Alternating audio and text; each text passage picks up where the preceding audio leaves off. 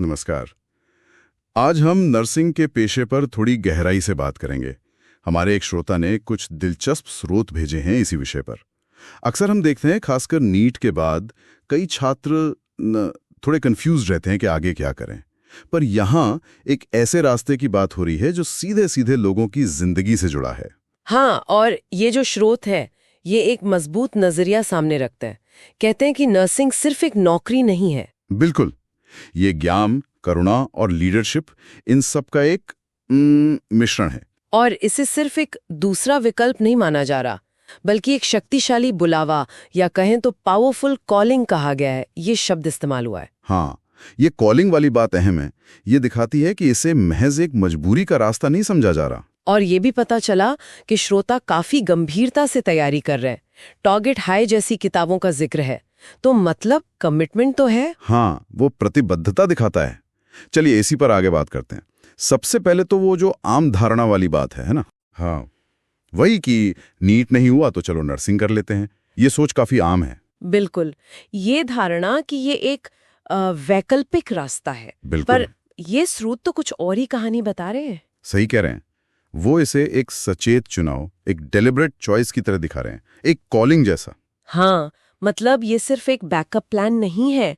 और जब हम इसके काम का दायरा देखते हैं तो ये बात और साफ हो जाती है। अच्छा, किस तरह का दायरा बताया गया है इन स्रोतों में?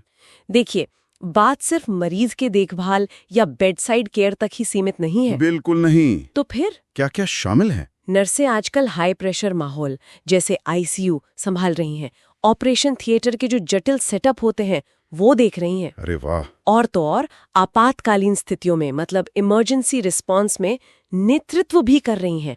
ये बहुत बड़ी बात है। ये तो वाकई काफी प्रभावशाली है। और एक बात और कही गई थी कि कुछ नर्सें तो वैश्विक स्वास्थ्य संगठनों, मतलब ग्लोबल हेल्थ ऑर्गेनाइजेशंस को लीड तक कर रही हैं। हाँ, ये भी एक पहलू है जो पारंपरिक सोच से बहुत आगे है। और वो जो एक और नुक्ता उठाया गया था, कौन सा? कि कई बार जीवन बचाने में उनका रोल डॉक्टरों से भी ज्यादा सीधा होता है, एकदम फ्रंट लाइन पर। ये बात सोचने वाली है। तो जाहिर है इस पेशे की मांगे भी काफी होंगी। बिल्कुल। स्रोत साफ कहते हैं कि इसमें 3 चीजें चाहिए: दिमागी क्षमता यानी ब्रेन्स, सच्ची करुणा मतलब हार्ट, और कड़ा अनुशासन discipline. Brains, heart and discipline, तीनों का संतुलन। हाँ, मतलब ये सिर्फ सहानुभूति का काम नहीं है। इसमें तेज दिमाग भी चाहिए और रोज की जो भावनात्मक मजबूती होती है वो भी। आसान नहीं है पर संतोषजनक जरूर है, जैसा स्रोत बताते हैं। हाँ, बिल्कुल रिवॉर्डिंग है। सही कहा। और सम्मान की बात करें तो दुनिया भर में इसे कैसे देखा जाता है? देखिए, इसे विश्व स्तर पर काफी सम्मानजनक पेशा माना जाता है। और करियर के अवसर भी अब बहुत बढ़ गए हैं। जैसे भारत में एम्स जैसे बड़े संस्थानों से पोस्ट ग्रेजुएशन यानी पीजी कर सकते हैं, एमएससी है, पीएचडी तक के विकल्प हैं। अच्छा। और विदेशों में भी नौकरी के अच्छे अवसर हैं। तो ये सिर्फ एक नौकरी नहीं रह गई है, ये एक प्रॉपर करियर पाथ है जिसमें आप विशेषज्ञ बन सकते हैं, आगे बढ़ सकते हैं।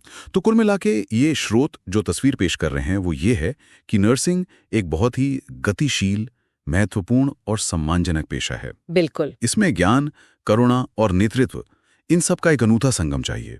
ये सिर्फ एक विकल्प नहीं, बल्कि एक गहरी प्रतिबद्धता वाला काम है। हाँ, सार यही है।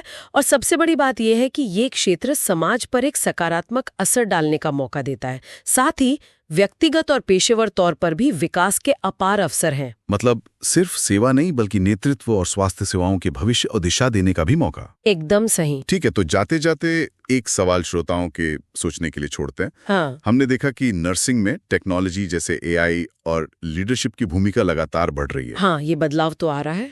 तो ऐसे में भविष्य की नर्स के लिए वो सबसे महत्वपूर्ण गैर तकनीकी कौशल, मतलब नॉन टेक्निकल स्किल, क्या हो सकता है जिसके बारे में शायद इन स्रोतों में सीधे तौर पर बात नहीं हुई है?